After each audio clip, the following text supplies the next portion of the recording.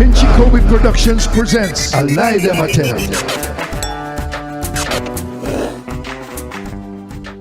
I'm not into giving interviews and stuff like that. We kind of Jamaican people is kind of funny. You know? And, you know, We are very. And the thing I find, right, is like me who leave Jamaica, went to America and London, learn a lot of things.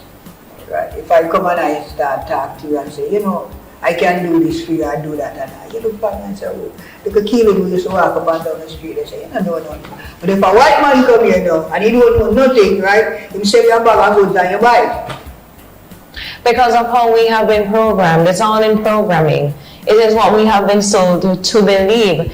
Thankfully, in these times, most of us, and I would say in my generation, we've pulled away from that concept because we know who the biggest generals are. Yeah, because right now, reggae have about, what the last time I heard from a publisher was about 40 million in escrow for Jamaican artists and producers and musicians, but they don't know how to get it. 40 million? That's rich numbers right there. Oh man, reggae music is a gold mine. Very much so. Yeah, but a lot of us don't know how to Monetize. mine it. Yeah. Right. I have a company that I just started out in England with a couple of friends of mine, okay? Studio 16, that we doing vinyl, strictly vinyl, because vinyl is back. Vinyl is the biggest The vinyl record is back Vinyl now? is the biggest thing. I remember my grandfather, my appreciation for music started through my grandfather because he was actually a cop in New Jersey. So I used to go to New Jersey as a child a lot, and New Jersey is suburbs. Yeah. And Part of it. and he had a really huge garden, and every Sunday he would set up his turntable. I'm pretty Listen to the LPs and 45 and the vinyl records, and he had Percy Sledge, he had the Bob Marley, he had all of his, and he was very organized. He had his reggae stack, his ska stack, and he had the rock steady, and then he had his soul music, yeah. and his R&B, the rhythm and blues, and he had his jazz. And he would just put it in, and I would just watch him, and he would just make a mood out of a Sunday. And then when he slips in, what I will always remember every time I hear Buffalo Soldier, I remember as a little girl sitting down in the garden and hearing my grandfather playing, and he would just go and rewind that record, you know. So the vinyl records, I hear that they're coming back. It's that coming What is the back. reason? It's here. Vinyl, I tell you something, right? CD is gone, right? Vinyl is the biggest seller right now. Right? Vinyl take over streaming. Well, that's what I'm asking you. Why is that so? When CD was small and more compressed meter, what is it? Tell you what, there's nothing new in the world. Everything goes around in circles. I'm realizing that. I'm learning it. Yeah, And guess what is going to come back? CD going to come back again. It's going to come back. Yes, it is going to come back. Video going to come back. Right now, video. I'll tell you something. Cassette tape coming back. It's right coming now. back too. Yeah. There is a place down, I think it's in downtown, that they actually, they use a lot of cassettes, but that is also to give it to you on a CD format. They will convert whatever they need to convert. I don't know how they do it. Put it on a CD or they give it to you on a flash drive, right? But they said, there's a friend of mine, he had a collection of Les Brown cassettes, and he got them from his dad. He wanted to throw them out, and he said no, because there's a lot that is on it that you really don't see on YouTube. Yeah. And that is when Les Brown was highly marketing himself, and he went down there and they told him, it's a good thing you don't throw it out, and I wouldn't advise it to throw it out at all. There's a movie called Summer of Soul, right? It's about R&B and stuff. That music, that concert was shot way down in the 60s. The guy who shot it was trying to market it. As a black man, it's hard at them time to get on a platform and do stuff. So he just threw it in his basement. He died, right? So the wife wanted. They have the house there for about 60 years, I heard, right? So he wanted to sell the place, you know.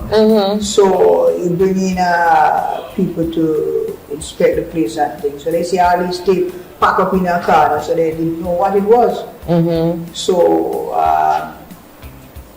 he had some people out friends of them and they say, you know, some kind of tape and stuff like that. So one of the guys said, I know somebody who in the business and he can tell you what this is. So they go and get the guy and he check it out, and when he look and because he got the equipment and stuff like that, it was a gold mine. Yeah. Wow. So what he did, the lady wanted to sell the house because she didn't have enough money to keep on carrying her husband. That he paid off her bill and tell her keep the house. Keep the house. Yeah. I need to find some look like that. Yeah. So sometimes it is alright. I've been doing videos because I'm not even touch on that, right? From 1960. And I have one of the largest catalog contents of reggae. All of these shows that I used to keep, I'm the one who put them out from Sunsplash, Sunfest, you name it, Fort Clarence and all of these things. When them guys keep on doing shows, me they call, right? And I used to come video it. People used to laugh at me and say I'm throwing away my money, but they didn't see the big guy, you know? Right. They don't understand. And if they don't understand, it's easy to judge when you don't understand. Take for now, like 20 or 30 years from that, no, right? How many generations come and didn't know that? And we And how many will continue to come through and not know? Yeah, you know how many companies wanted to buy my catalog right now? It's priceless. Priceless indeed, and you can't put a price tag on things like that. Because Yeah. a lot of these guys are not here anymore. Treasures. Jamaican treasures. Jamaican, yeah. Yes, absolutely. Well, Keeling, thank you so much. It was an honor, man. It was an honor for me because, as I said, you've been spitting knowledge that I had no clue about. And I look forward to having you here on the show again with some more Anytime. information. Anytime, man. Just call on me. I'll be there. There you have me. I will definitely be in touch with you. So, as you know, Alida Mattel, we always have to debunk the myths. We don't know the truth. And the more we learn, it is the better it is for us because we don't have much knowledge of our true Jamaican culture, our rich heritage, and our musical influence, and the roots of our own music, which is ska, rocksteady, mental, reggae, and dancehall. And one time they used to call it Blue Beat too. There you go. So, and before we go, Keelan, I need to know for our listeners, what's the name of the radio station that you're on? Give us the links where we can find you. WBIP 93.5. And what are the hours? My hour is 12 to 1 every Wednesday. Jamaica and New York on the same time, right? No, 1 hour ahead. 1 hour ahead. Yeah. Okay, So when it's 12 o'clock in New York, it's 1 for us. No, 11 o'clock. No. New York is an hour ahead. No, Jamaica is an hour ahead. Something like that? No. Yeah? If you're 12 and we are 1 hour behind you. If we're 11, yeah. I feel that. Yeah. Yeah. So you will be on for us 11 to 12 right now in New York. Yeah. And you ask me why 1 hour, you know?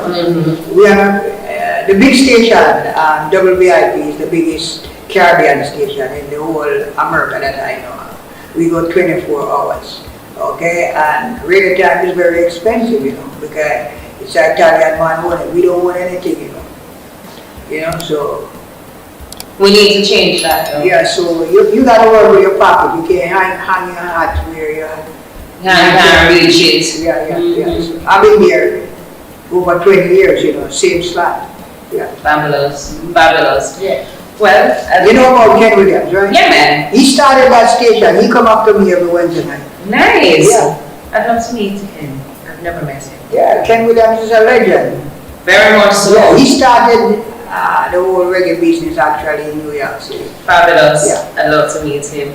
Okay, then, thank you so much again. It has been a pleasure. And I will definitely be listening to your show. Okay. And feel free to send me a link too. Yeah, I can send it to you every Wednesday. Please. Yeah. If you ever drop in New York City, call me up, man. I'll come over to the studio. Yeah, put you on film. I definitely be here. The show.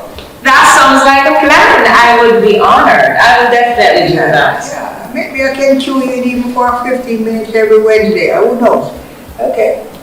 See? I like to when, I see people with talent, you give them a break because I get a break, Yeah. And you open up the floor for That's somebody right. else. Yeah. No man is an island. No, and that is what a lot of us don't do. We don't pay it forward. We think it's all for us and nobody else. But I have to learn to be kinder to each other. And that is why other races succeed. Most of us don't, because we think it's just for us alone. Close the door, nobody else is to get the same benefit. And I've always been a big believer that the pie is big enough. It's always big enough. But we have a scarcity mentality, and we think that there's not enough, so this is what we start doing. Yeah. But thank you so much again, Keelan. I can't tell you how honored I have been. You are literally a part of history, a major part of the musical history and the fraternity. And these are where we say they're the unsung heroes. Nobody acknowledged me in Jamaica. Overseas, I got so many awards from there. As a matter of fact, I was all invited to the White House. I didn't make it. Yeah. Well, guess what happened? I think mainly it's because the majority of your ears have been over there. And Jamaicans, like I said, we're a very tricky set of people. I will even go back to even as far as Spice. She may be very raunchy and raw, and we can't appreciate it, and that's okay, because I don't like all of her music. But there's one thing I can tell you that I love the most about Spice. She was the rejected one from the local scene, and look at where she is now. And Spice came out in a time before the influence of social media. She's put in her work, she's done her part. And when I see someone like her, even though there has been many darts thrown at her, being rejected, her true accolades and her true glory was set for her when she made her crossover to the United States. That's how it was sometimes. So I say that to say, in your situation, it likens. Same thing with Same thing, Yeah, because I live in New York City, right? I'm on shows in New York City, you don't see me on it, but I'm popular in Europe. I travel, Brazil, all over the place, right? People call me when they come to summer, Keelan, you're available. I say, watch man, I don't have no time right now. I try to develop my record company. Lie them a tell, and he will be back on the show. Don't forget, it's Lie them a tell. Keelan Bedford say that. Liza B. Pinchicobic to the world.